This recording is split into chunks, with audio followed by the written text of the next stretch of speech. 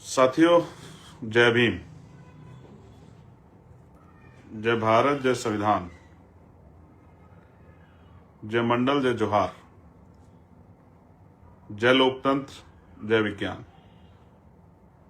और आज का ये महत्वपूर्ण लाइव जिस पर आपसे काफी चर्चा करनी है।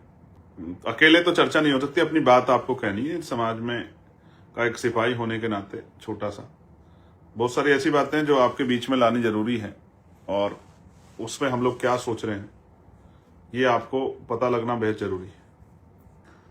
तो तब तक आप जुड़िए। मैं सर्वप्रथम मैं बहुजन समाज में जन्मे सभी संतों, गुरुओं और महान पुरुषों को नमन करता हूं। और नमन करने के पीछे जो मेरा उद्देश्य रहता है वो उद्देश्य रहता है कि उनके द्वारा किए गए कार्यों को,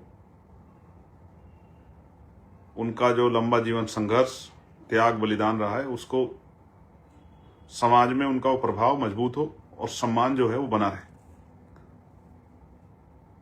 आने वाली पीढ़ियां, नस्लें उनको देखे, जाने, समझे और उनके दिखाए रास्ते पर चलने का काम करें।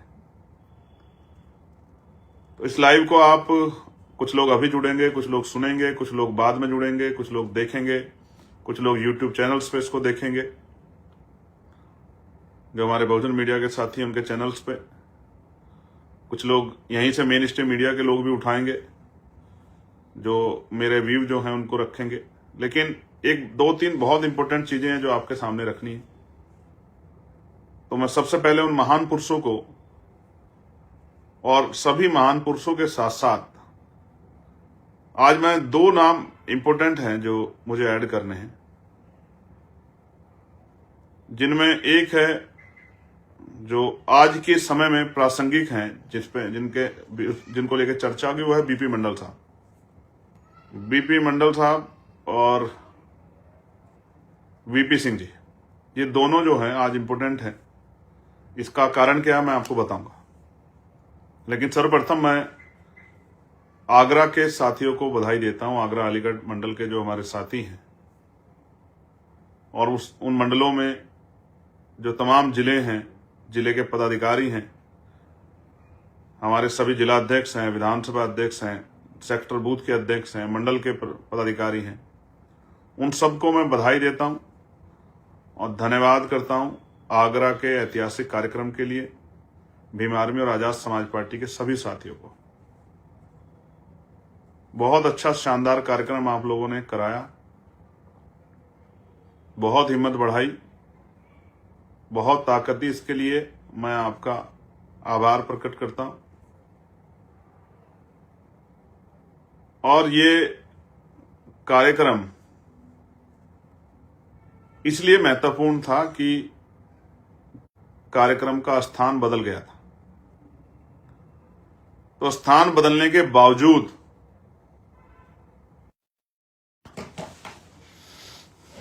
साथियों बड़ा खेद है कि लाइट चली गई थी, इस वजह से नेटवर्क इश्यू हो गए, तो इस वजह से आपसे बात बीच में कट गई थी। तो मैं पुनः शुरू करता हूं कि आगरा में आपने बहुत अच्छा कार्यक्रम कराया और मैं दिल से आपको बधाई देता हूं। भीम आर्मी आजाद समाज पार्टी के अपने सभी साथियों को, जो अनुसांगठनिक हमारे संगठन हैं, चाहे वो लीगल सेल हो, भाईचारा संगठन हो, तमाम हमारे साथियों ने, किसान मोर्चा, सब लोगों ने मेहनत की। आप लोग बधाई के पात्र हैं। और जब आप लोगों ने अच्छी कार्यक्रम करा दिया है तो कन्नौज की जिम्मेदारी बढ़ गई है कि कन्नौज वाले अपने कार्यक्रम को और अच्छा कराएं। तो 4 तारीख को जो कार्यक्रम है वो कन्नौज में है, कसावा खेलकूद मैदान, छिबरामऊ, कन्नौज। 4 फरवरी को आपसे मुलाकात होगी कन्नौज में। और मैं आशा विश्वास करता हूं कि उस मंडल के सभी साथी आने वाले दिनों में जी जान से जुटेंगे और अपने कार्यक्रम को सफल बनाने के लिए अपने योगदान को मजबूत करेंगे। गांव-गांव जाकर लोगों को प्रचार प्रसार करेंगे और लोगों को इस कार्यक्रम को सफल बनाने के लिए प्रेरित करेंगे, ऐसा मेरा विश्वास है। तो मैंने जो महत्वपूर्ण था वो आज के लिए यही था कि कन्नौज छिबरामऊ में जो कार्यक्रम है कसावा मैदान में, खेलकूद मैदान में, उसको आप लोग, वहां की टीम के साथियों को मैं मनोबल बढ़ाते हुए कहना चाहता हूं कि आपको मेहनत करके अपने कार्यक्रम को मुजफ्फरनगर, आगरा और हरदोई में जो कार्यक्रम हुआ था उसके बराबर लेकर जाना है। इसलिए आपको अब से ज्यादा मेहनत करनी है। इस बात को मैं आपसे आग्रह कर रहा हूं कि जब मैं कन्नौज में आऊं तो मैं वहां से भी यही कहूं कि यहाँ के साथियों ने भी मेहनत करके अपने आप को और ये दिखा दिया पूरे उत्तर प्रदेश के साथियों को कि यहाँ इस मंडल के जो लोग हैं वो भी किसी से पीछे नहीं। इस पूरे ही तीनों मंडल के साथियों को, पदाधिकारियों को, भीम आर्मी आजाद समाज पार्टी के हमारे गांव के अध्यक्ष से लेके जिले के लोग, नेता, मंडल के नेताओं को, प्रदेश कमेटी के जो वहाँ साथी रहते हैं, नेशनल कमेटी के, उन सबको मैं कहता हूं कि अपनी जिम्मेदारी को अदा करें और ज्यादा से ज्यादा मीटिंग करके बड़े मजबूत कार्यक्रम को कराने के लिए कमर कसें। ऐसे में आजाद समाज पार्टी के भी तमाम सांगठनिक जो संगठन है उनको, भाईचारा कमेटियों को, युवा मोर्चा को, मेन पार्टी के संगठन को, सबको ही कहना चाहता हूं कि वो भी कमर कस लें। अब साथियों, महत्वपूर्ण बात जो है जिसका आपको पता होना चाहिए, साथियों, सरकार ने एक बहुत ही गैर जिम्मेदाराना काम किया है और वो ये है कि 2011 की जनगणना के अनुसार देश भर में लगभग 30 करोड़ से ज्यादा शेड्यूल कास्ट के लोग रहते हैं और उनमें एक बहुत बड़ा समाज है जो जगत गुरु सतगुरु रविदास जी महाराज में आस्था रखता है। उनको मानने वाले लोग कश्मीर से लेकर कन्याकुमारी तक है। उनकी बड़ी आबादी कश्मीर में है, पंजाब में है, हरियाणा में है, दिल्ली में है, राजस्थान में है, मध्य प्रदेश में है, यूपी में बहुत बड़ी आबादी है, उत्तराखंड में है, हिमाचल में है, बिहार में है, झारखंड में है। एक बड़ी आबादी है जो उनको मानती है और उनके विचारों पे। महाराष्ट्र में है, इवन तेलंगाना में भी और कोलकाता में भी, बंगाल में भी उनको मानने वाले लोग रहते हैं और दुनिया में के बड़े बड़े देशों में भी, अमेरिका में, यूरोप कंट्रियों में भी उनको मानने वाले लोग रहते हैं। उनके गुरुघर बने हुए हैं। अभी इस बार उनकी जयंती 1 फरवरी को है। इतनी बड़ी आबादी के जो महापुरुष हैं जिनकी जयंती, प्रकाश पर्व को वो लोग पूरी दुनिया में मनाते हैं, उसी दिन 1 तारीख को सरकार ने बजट का प्रस्तुतिकरण का कार्य जो है वो रखा है। और कई सरकारों ने पिछली बार मेरे आपत्ति करने के बाद, मेरे कड़े विरोध के बाद और मेरे धरना प्रदर्शन की कहने की घोषणा के बाद गुरुजी की जयंती पे प्रकाश पर्व के अवकाश की घोषणा की थी। उत्तराखंड, उत्तर प्रदेश उन्हीं में से जुड़े हुए राज्य हैं, दिल्ली। लेकिन इस बार केंद्र सरकार ने उसी दिन जो है बजट प्रस्तुतिकरण का कार्यक्रम रखा है। आप ये समझिए, क्या इतने बड़े समाज की भावनाओं का सम्मान नहीं होना चाहिए? क्या जवाब है इसका प्रधानमंत्री जी के पास? क्या जवाब है सांस्कृतिक जो कार्य मंत्रालय देख रहे हैं उनके पास, मंत्री जी के पास? क्या जवाब है इस पूरी सरकार के पास, राज्य सरकारों के पास? आपने जगत गुरु सतगुरु रविदास जी महाराज जी की प्रकाश पर्व पे अवकाश घोषित नहीं किया। मैं ये पूछना चाहता हूं, कल उनकी पीढ़ियां जो हैं, जो उनकी आने वाली नस्लें हैं या जो उनके छोटे बच्चे हैं, वो अपने कल्चर को, अपनी सांस्कृतिक विरासत को जानना चाहते हैं, अपने धार्मिक स्थलों पे जाके जो है गुरुजी की जयंती मनाना चाहते हैं। हालांकि आपकी सरकार में नई परमिशन तो नहीं हो रही। मैंने आपको लेटर भी लिखा उत्तर प्रदेश के मुख्यमंत्री जी को, आपकी सरकार में नई परमिशन नहीं हो रही है, नई परमिशन नहीं दी जा रही है कि आप अपनी धार्मिक जो है कार्यक्रम को सफल बना ले। ठीक है, वैसे तो आप बड़ी हिंदुत्व की बात करते हैं, कहते हैं हम सब लोग भाई हैं, लेकिन आपकी सरकार कोई किसी भी नई परमिशन को अलाउ नहीं कर रही है। हजारों जगह पे लोग अपने धार्मिक कार्यक्रम को, गुरुजी की जयंती को मनाना चाहते हैं, लेकिन आपने उसी दिन बजट प्रस्तुतिकरण का कार्यक्रम रख के आपने इतने बड़े समाज को नीचा दिखाने का काम किया, उनकी आस्था पे चोट करने का काम किया। सरकार ने अगर आने वाले दिनों में अगर इस पर फैसला नहीं लिया तो इसके परिणाम अच्छे नहीं होंगे। मैं सरकार को ये बताना चाहता हूं, किसी भी कीमत पे जगत गुरु सतगुरु रविदास जी महाराज को मानने वाले लोग जो अपने परिवारों के साथ रह के अपने जो है धार्मिक कार्यक्रम को करना चाहते थे, उनके मन पे जो आपने चोट पहुंचाने का काम किया है, ये अच्छी बात नहीं। हो सकता है मेरी बात सुनने के बाद आप लोग को इस तरह की घोषणा वगैरह करके जो है कोशिश करो डैमेज कंट्रोल करने की, लेकिन ये अच्छा नहीं। मैं आपको चेतावनी के तौर पे कहना चाहता हूं कि आपके द्वारा जिस तरह से इतने बड़े समाज के मान सम्मान पे ये जो अपराध करने का काम आपने किया, उनको अपमानित करने का काम किया, ये हमारा समाज भूलेगा नहीं। ये कमजोर वर्गों में जो सतगुरु रविदास जी महाराज में आस्था रखते हैं। प्रधानमंत्री जाते हैं बनारस माथा टेकने के लिए, और आप एक तरफ माथा टेकने की बात करते हैं, गुरु जी के आदर्शों पर चलने की बात करते हैं, वहीं उनके गजेटेड अवकाश के दिन जो है आप बजट प्रस्तुतिकरण कराते हैं और कोई छुट्टी आपने घोषित नहीं की है। यह स्पष्ट करता है कि आप कितना जो है आपके कथनी और करनी में कितना फर्क है। तो ये समाज देख रहा है। मैं जानकारी इसलिए दे रहा हूं कि हमारे लोगों को पता लगे कि किस तरह उनकी जो है धार्मिक आस्थाओं पे चोट पहुंचाई जा रही है। इस देश में जिनका राजकाज नहीं होता, उनकी धार्मिक आस्थाओं का कोई मतलब नहीं बनता। ये बात बहुत समझने की बात है हमारे लोगों के लिए। और मैं अपने समाज के बीच में जा जाके बताऊंगा, इस बहुजन समाज के बीच में किस तरह जो है सतगुरु रविदास जी महाराज की जयंती पे इस सरकार ने हमारे इतने बड़े समाज के मान सम्मान को ठेस पहुंचाने का काम किया। मैं आपसे भी अपील करता हूं, जहां आप लोग उस तरह कार्यक्रम करें, नशे से दूर रहें। और ये जो इधर नृत्य कार्यक्रम आप लोग करके जो है ये तो एक तरह का कार्यक्रम करना नहीं हुआ, महापुरुषों को धोखा देना हुआ। आपको चाहिए कि आप विचार गोष्ठी रखें, उनके विचारों को अपने बच्चों तक पहुंचाएं, अंधविश्वास पाखंडवाद को खत्म करके जो है मानवतावादी राज और मानवतावादी बेगमपुरा राज, ऐसा चाहूं राज में जहां मिले सबन्नु अन्न और छोट बड़े सब संबसे रविदास रहे प्रसन्न, इस बात को अपने मन में धारण करके आपको मानवता की बात करते हुए अपने बच्चों को, अपने अड़ोसी पड़ोसी को, अपने जो सामाजिक रूप से जो लोग इकट्ठा होते हैं, सब लोगों को ये संदेश देना चाहिए कि हमें जगतगुरु सतगुरु रविदास जी महाराज के रास्ते पर चलना चाहिए और इस देश को बेगमपुरा राष्ट्रीय जो बने, बेगमपुरा का मतलब बिना गम का राज, बेगम, बिना गम का राज, किसी की जिंदगी में वो किसी भी जाति धर्म का कोई गम ना रहे, इस तरह के राज की कल्पना जो रविदास जी महाराज कर गए, उस पर हमें काम करना चाहिए। अब जो एक और बहुत महत्वपूर्ण वो है विषय, वो है जो आपको सुनना समझना है, वो है यूजीसी के नए नॉर्म्स जो आए हैं, यूजीसी की जो नई गाइडलाइन आई।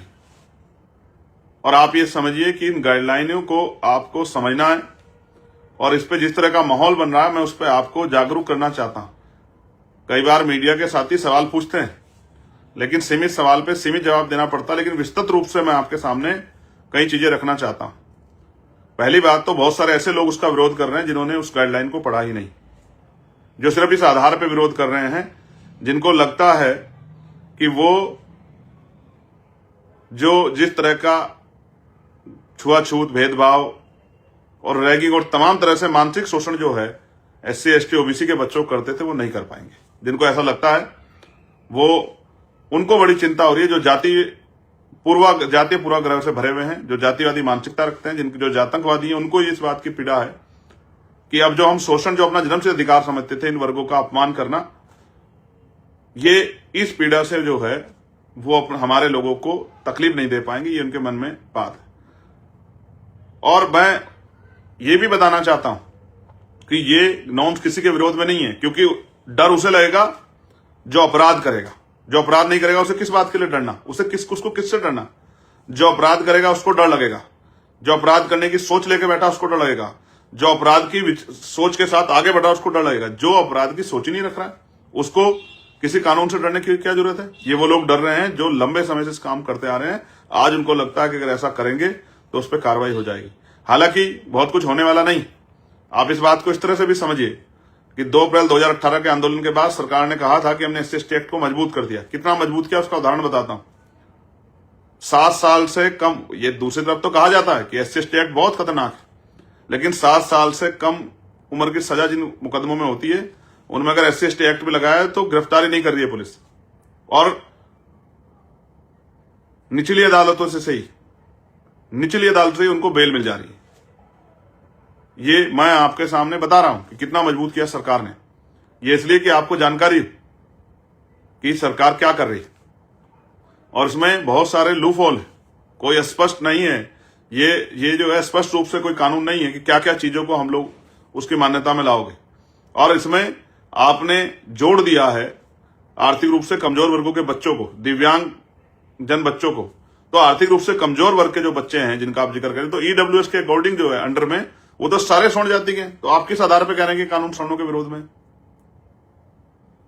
अब हमारे लोग इतने बेवकूफ नहीं रहे कि आप उनको कुछ भी पढ़ा दो और वो लोग पढ़ने लग जाए। ये जो विरोध है ये सब पॉलिटिकल विरोध है, और ये जानबूझ के इसलिए किया जा रहा है कि किसी दूसरे मुद्दे को डाइवर्ट करना चाहते हैं। मैं आपको हालात बताता हूं। 45 केंद्रीय विद्यालय हैं देश के अंदर। उन 45 में से सरकार ने कितना सामाजिक न्याय किया है, इसका उदाहरण यह है कि 45 में से एक एसटी के वाइस चांसलर हैं, एक एससी के वाइस चांसलर हैं और 5 ओबीसी वर्ग के वाइस चांसलर हैं, जिनकी आबादी 85% है। उनके 7 कुलपति हैं और 38 स्वर्ण जाति के वाइस चांसलर हैं। आप मेरी बात को गलत समझे तो आप इसको चेक करा लें। दूसरा, 80% बैकलॉग है पिछड़े वर्ग के बच्चों का, पिछड़े वर्ग के प्रोफेसरों का, असिस्टेंट प्रोफेसरों का, एसोसिएट प्रोफेसरों का, और 83% का बैकलॉग है एसटी के बच्चों का इन्हीं पोस्टों में, और 64% का बैकलॉग है एससी के बच्चों का, एससी के प्रोफेसरों का, असिस्टेंट प्रोफेसरों का, एसोसिएट प्रोफेसरों का। ये बात मैं आपको इसलिए बता रहा हूं कि मैं यहां बैठता हूं वेलफेयर कमेटी की मीटिंग में और तमाम जो है कमेटी की मीटिंग में, मैं देखता हूं मेरे पास रिकॉर्ड में आते हैं, मेरे एप्लीकेशन आते हैं। कोई ऐसा सेंट्रल पीयूसी नहीं है जहां के लोगों को, जहां के अधिकारियों से हमें बात ना करनी पड़ती हो कि आप गवर्नमेंट की गाइडलाइन को फॉलो करो, डीओपीटी गाइडलाइन को फॉलो करो, रोस्टर को फॉलो करो। कोई सरकारी ऐसा महकमा नहीं है जिसमें बैकलॉग ना हो, जिसमें जितनी संख्या में सरकारी एम्प्लॉय उससे ज्यादा एम्प्लॉय जो है ठेकेदारी के आउटसोर्सिंग के जरिए ना रख रखे हों कि सरकारी नौकरी ना देनी पड़े। ये आपके सामने। और आप बच्चों की बात करो, अधिकारी कर्मचारियों के हाल देखिए, उनके साथ डिस्क्रिमिनेशन हो रहा है और आप किस तरह शोषण करते हो। मैं बताना चाहता हूं देश को कि आप शोषण किस तरह करते हो। आप शोषण करते हो जैसे पूरन सिंह आईपीएस जो थे, उन्होंने सुसाइड नोट में लिखा, कोई गिरफ्तारी आज तक नहीं हुई है जो हरियाणा के आईपीएस थे, एडीजीपी रैंक के। आप बच्चों की बात करते हो, उनको न्याय दिला दोगे।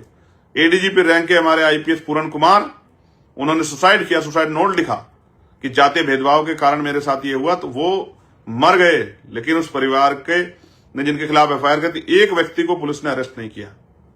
ये आपके सामने उदाहरण कि तब नहीं, आप बच्चों की बात करें। और बताता हूं, एक हमारी बिटियां हैं टीना ढाबी, जो आईपीएस जो आईएएस टॉपर हैं, सिविल सर्विस की टॉपर हैं। कल वो किसी ध्वजारोहण के कार्यक्रम में थी 26 जनवरी पर, जहां वो पोस्टिंग है। एक उनसे थोड़ा सा जो है खड़े होने में थोड़ी सी गलती, किस तरह से सोशल मीडिया पे उनका मजाक बनाया गया। उनके जो है वो टॉपर है, सारे टेस्ट टॉप करके ही वो आई है, तब पास करके तभी टॉपर बनी है, लेकिन आरक्षण के नाम पे किस तरह उनको अपमानित किया गया, वो पूरे सोशल मीडिया के जरिए तमाम लोगों ने देखा। आपके अंदर जहर भरा हुआ एससी एसटी ओबीसी के बच्चों के प्रति, आप उनका मानसिक शोषण करते हो। बड़े बड़े कॉलेजों में 118% की वृद्धि हो गई है इन जो है इस तरह के क्राइम्स में, तब जाके ये नए नॉर्म्स आए, ये नई गाइडलाइन बनी है। और अभी इसमें एक के रजिस्टर्ड नहीं हो, आप लोग आंदोलन करने चल दिए। ये समझने की बात है। ये आपके सामने है। कब तक इस देश में पायल तड़वी या रोहित वेमुला, डेल्टा मेघवाल जो है हमारे बच्चे मरते रहेंगे? इसका जवाब जो है सरकार को देना पड़ेगा। मीडिया में 90% जो है बाहुल्यता सवर्ण बिरादरी के लोगों की है, तो वहां डिबेट हो रही है। डिबेट में बैठ के वो एससी एसटी के लोगों को अपमानित करने का काम कर रहे हैं। और मैं आपको बताना चाहता हूं, बहुत जिम्मेदारी से आपको बताना चाहता हूं कि इस देश में कॉन्स्टिट्यूशन पे सबसे बड़ा हमला तब हुआ जब 10% आर्थिक आधार पर आरक्षण लागू हुआ।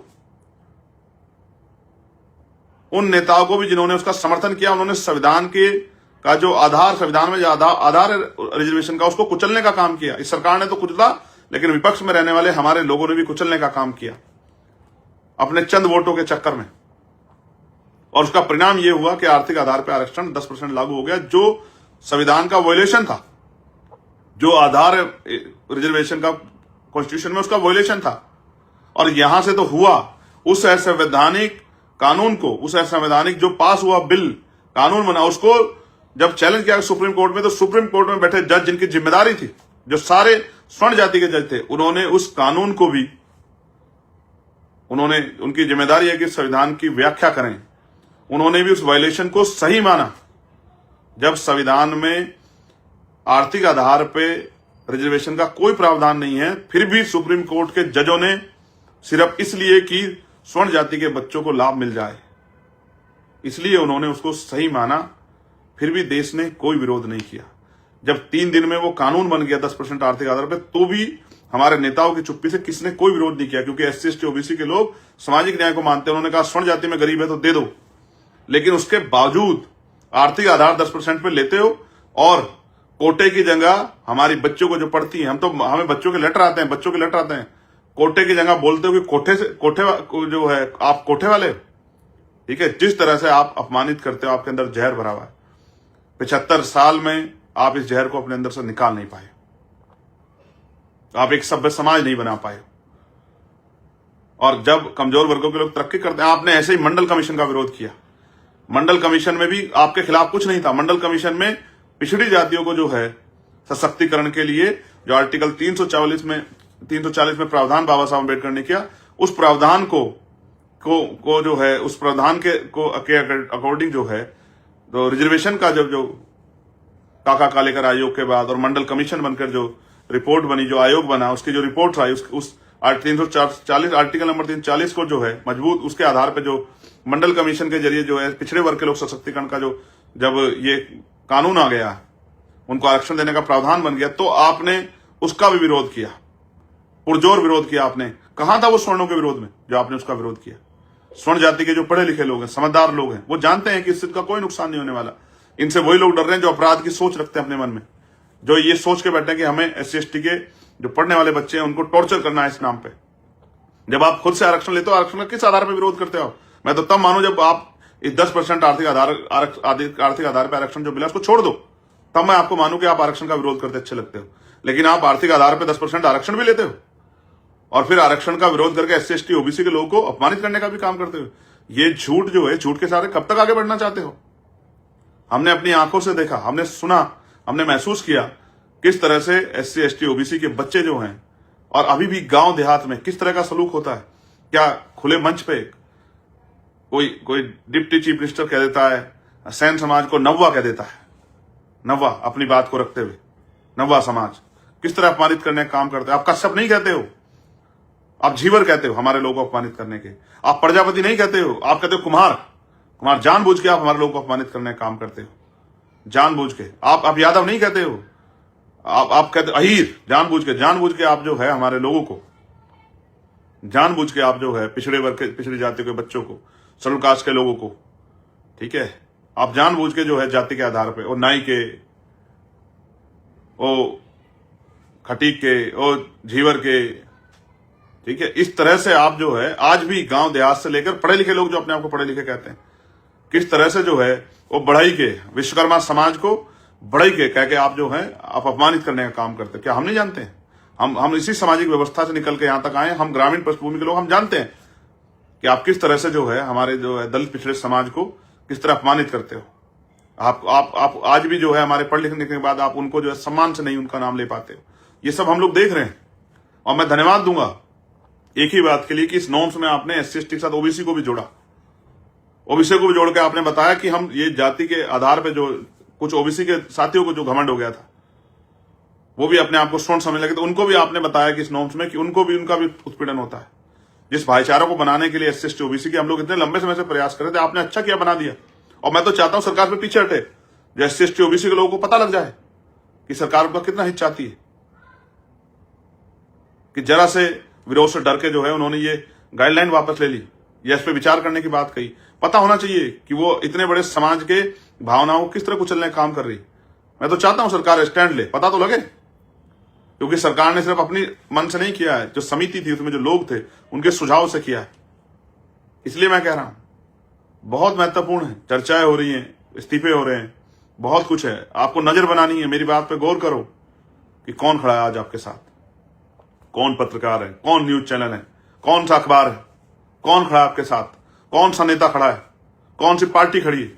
आज आपको देखना है कि आपके बच्चों को जिस तरह सुसाइड करने के लिए मजबूर किया जा रहा है हायर एजुकेशन सेंटरों में, अगर उसके रोकथाम की कोई कोशिश की गई है तो उससे कौन डरा है और कौन जो है उसके खिलाफ जो कौन सा दल खड़ा होकर किस तरह की बात को प्रयोग कर रहा है। आज SC ST OBC के लोगों को देखना है, समझना है कि कौन सी पार्टी क्या स्टैंड ले रही, कौन सा नेता क्या स्टैंड ले रहा। क्या किसी में हिम्मत है कि वो स्टैंड लेके कहे कि हम ये जो नए नॉर्म्स बने, ये जो नई गाइडलाइन बनी है, हम लोग किसी भी कीमत पे इन गाइडलाइनों के। हालांकि इन गाइडलाइनों से बहुत कुछ प्रभावित नहीं होने वाला, लेकिन फिर भी जो कुछ प्रयास किए गए हैं उन प्रयासों को अगर वापस लेने का प्रयास करें तो हम सड़क पर मुकाबला करेंगे, हम सरकारों को जो है घेरने का काम करेंगे, हम धरना प्रदर्शन करेंगे, हम लोग जो इनके आवासों पे ताले लगा देंगे। कोई ऐसा हिम्मत जुटाए तो मैं तो देख रहा हूं, लेकिन मैं तो आपसे कह रहा हूं, आज दलित पिछड़े वर्ग के जो है बुद्धिजीवी, आदिवासी वर्ग के जो बुद्धिजीवी, उनसे कह रहा हूं, जो चिंतक हैं उनसे कह रहा हूं, जो इस समाज में अधिकारी कर्मचारी, उनसे कह रहा हूं, देखिए आपके बच्चों को जिस तरह का शोषण का शिकार होना पड़ता है उस पर कौन खड़ा है आज आपके साथ,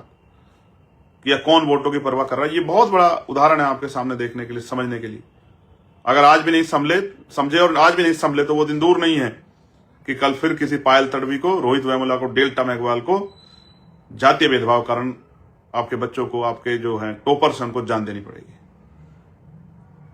मैं बहुत चिंता में था, मैं सोच रहा था आपसे बात करूं, क्योंकि जब से गुरु रविदास जी महाराज की जयंती पे प्रकाश पर्व का अवकाश जो है वो छीनकर जो है और इस तरह का माहौल बनाया गया, उससे मेरे मन में गुस्सा, बहुत पीड़ा थी।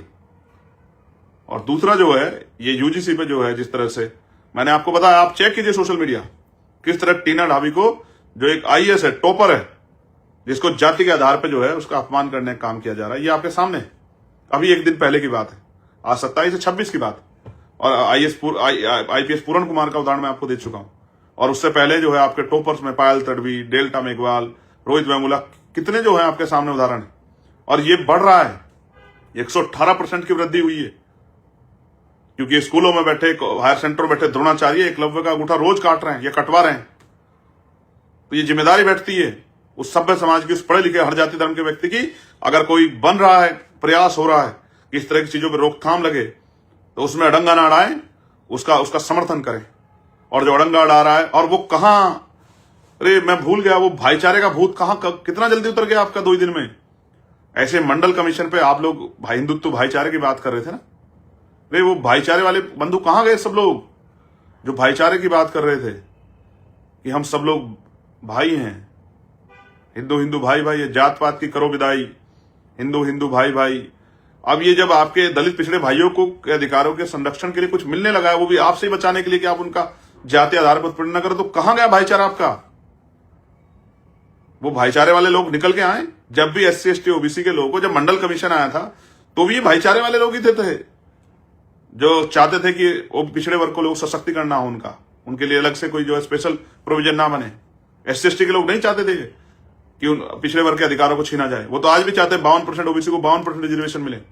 मैं तो अभी क्या गया आगरा में कि जो अति पिछड़ा समाज है उसको 15% अलग से रिजर्वेशन देंगे, 27% से अतिरिक्त, जिससे आपके अंदर कोई उस तरह के ना इत्तेफाकी ना हो। और देते तो 25%, लेकिन क्योंकि अभी उस तरह की स्थिति नहीं है, उस तरह का माहौल नहीं है, लेकिन 15% की तो गारंटी देते हैं कि हम लोग कानून बना के जो है 15% अति पिछड़ी जातियों को अलग से आरक्षण की व्यवस्था करा के देंगे, क्योंकि हम समझते हैं कि वो आगे नहीं निकल पाए। तो मैं स्पष्ट तौर पे कहना चाहता हूं, मैं तो उनको ढूंढ रहा था, वो जो तमाम बाबा और तमाम जो है घूम रहे थे, जात पात की करो विदाई, हिंदू भाई भाई, और तमाम जो रोज वो संगठन घूम रहे थे, पानी पी रहे थे, पिला रहे थे, भाई भाई, कहां गए भाई भाई। अब भाईचारा कहां गया आपका। एक ही दिन में उतर गया भूत भाईचारे का। जब बात आई इन वर्गों के सशक्तिकरण की, इन पे होने वाली हिंसा को रोकने के लिए, तो भाईचारा उतर गया आपका।